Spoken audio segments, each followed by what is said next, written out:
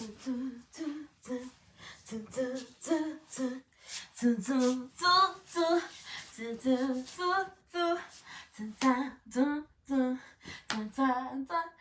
it's Wednesday morning, and I said, let me just come here because we are starting a new segment on our channel, which is called Wednesday Madness. So on Wednesday Madness, we talk about unconventional topics. We talk about things that are very interesting, I would like to say. And we talk about anything, just about anything. But that anything doesn't have to be a thing that is so negative, because we are not about negativity here. We're about positivity, we're about building ourselves, and we're about making better lives for ourselves. I almost forgot. Hey everyone, my name is Susan Mhlophe. Welcome to the very first episode of Wednesday Madness. So we're going to be talking about how to let go successfully, how to detach from a person, how to detach from anyone, actually.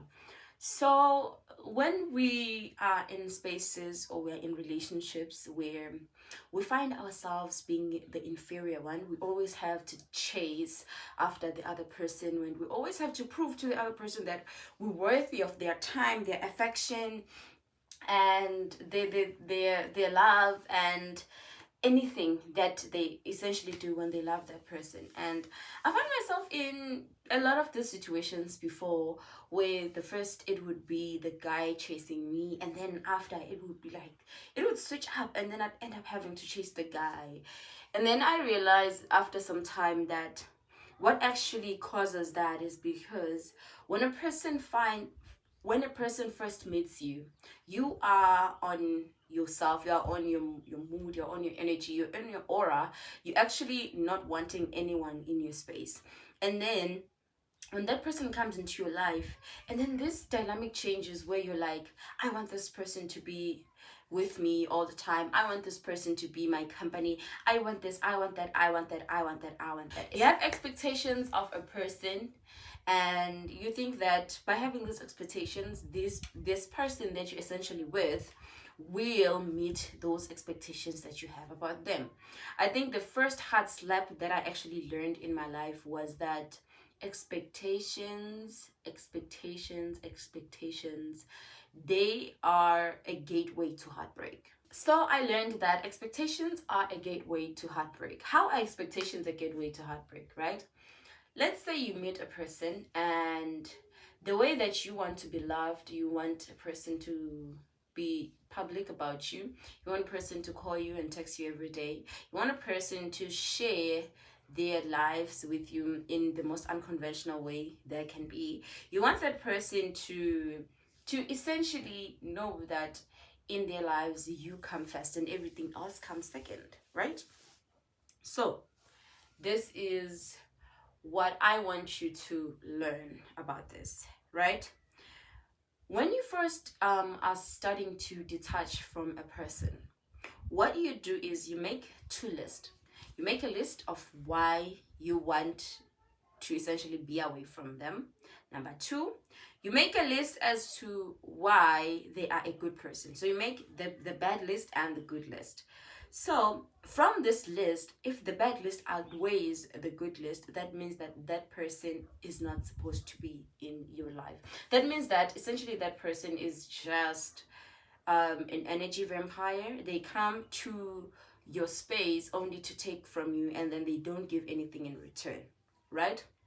And what I want to teach you in this video is that most of the time when you meet a guy that first he does the chasing, and then the dynamics change, and you are the one doing the chasing, that person is very much insecure.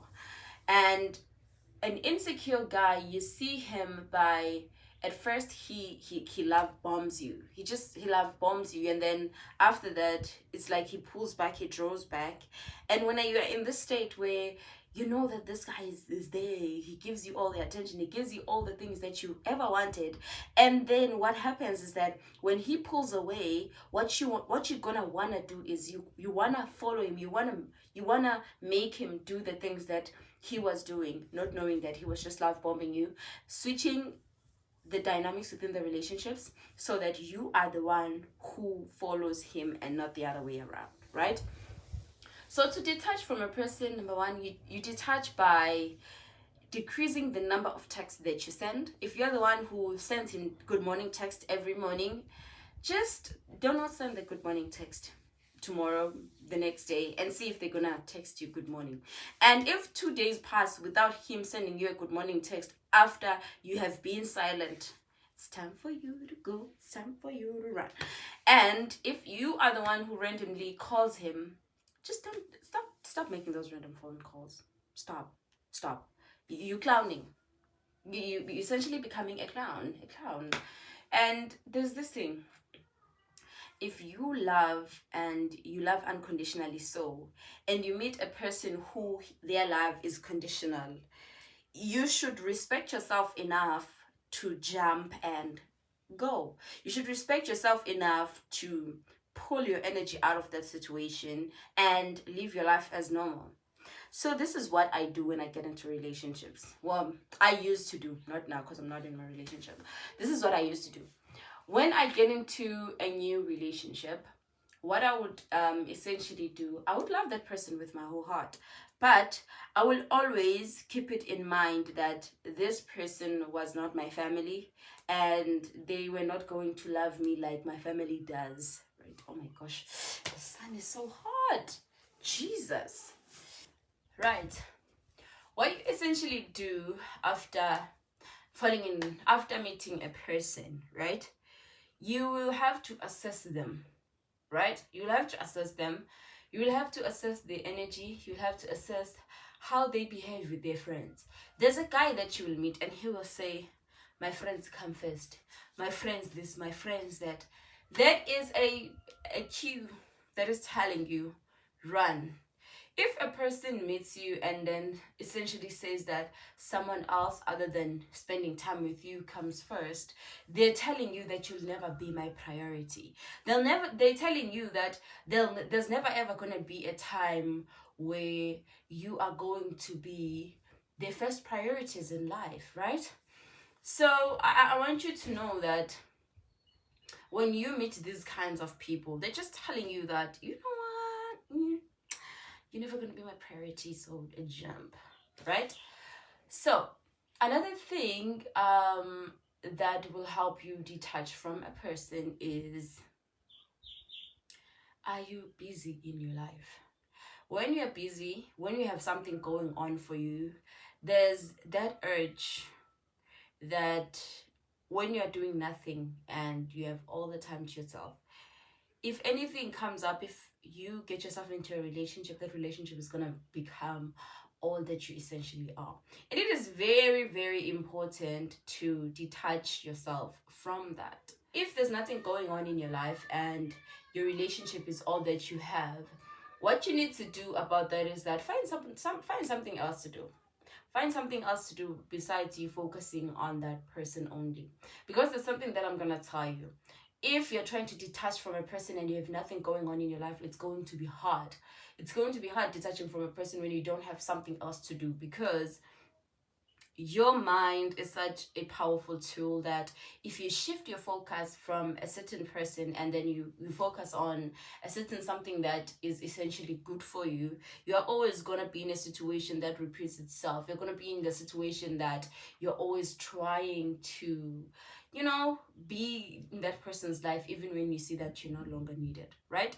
Another thing that you can do to detach from a person, you need to, how you can test a person, right? If they're for you or they're not for you.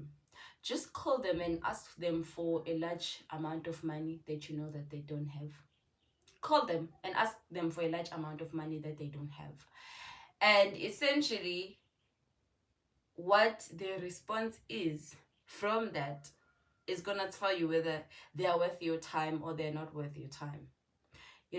How to see if a person is really your person is if you tell them something that is above what they can essentially do, and then they try to make means to get what they can get at that specific time to help you.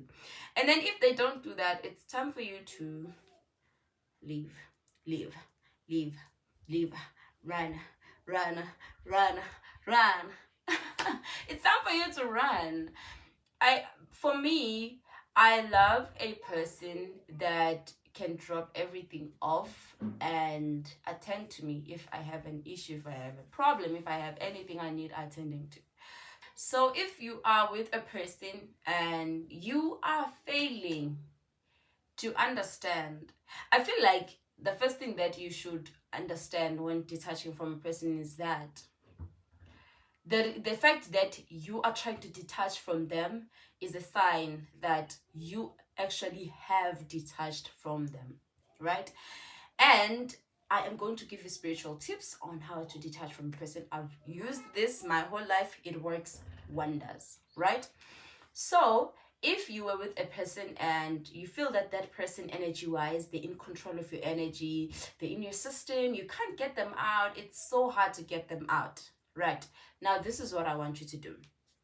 Firstly, I want you to devote yourself spiritually. So when you're a Christian and you're a devoted Christian, what you can do is you can go on a fast and you can read the Bible and you can focus on your faith.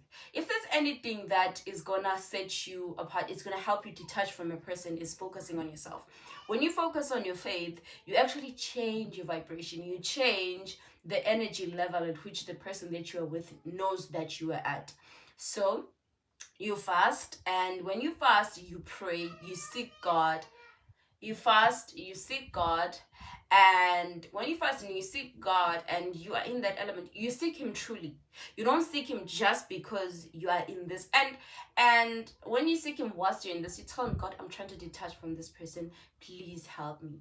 And then you start focusing on the things that you know, but they were not at the level best with you. And when you start focusing on those things, faith wise, your energy changes. You start vibrating at a higher level than that person essentially found you at when you first met. Number two, there is nothing that changes your energy more than changing how you do things. Let's say you woke up every morning and usually bathed with hot water. If you start bathing with cold water, it's gonna essentially change your energy. It's gonna change how your body reacts differently to cold water than it does with hot water. So when you bath with cold water, each and every morning, it shocks your body, it wakes up your cells, and you just feel that freshness.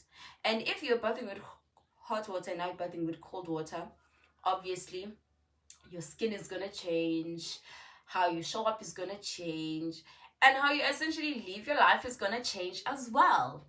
And I love this. Exercising, even if it's just for a week, it does a lot of difference in your body, because people believe that in order for exercising to make a visible or a huge difference, you have to exercise for a lot of time, or you have to be consistent over a lot of time, which is very, very true. However, if you exercise even just a week, just exercise one part of your body. If you're a woman, you can exercise your butt. If you're a guy, exercise your arms, right? If you do that, it will help release the feel good hormones, which is a dopamine, and I forgot the other hormone. It's gonna help the release of feel good hormones in your body, and you're gonna learn how to make yourself feel good without having the other person to make you feel good. So the most important thing when you are detaching is to learn how to make yourself feel good, because when a person comes into your life, there is that feel good hormones that they come with, and how they make you feel so secure, and how they make you feel like they give you, that rush of feel good hormones. And when you learn how to make yourself feel those feel good hormones without having that person make you feel that good, it's gonna help you a lot, because it's gonna help you understand that whatever that person came with was not all there is. All there is you, because for the rest of your life, you are stuck with you. So I just have those few points. Of course, it's Wednesday Madness, and you know what? I am gonna see you next time. I don't want these videos to be too long, So Wednesday Madness, I will see you next week. I love you.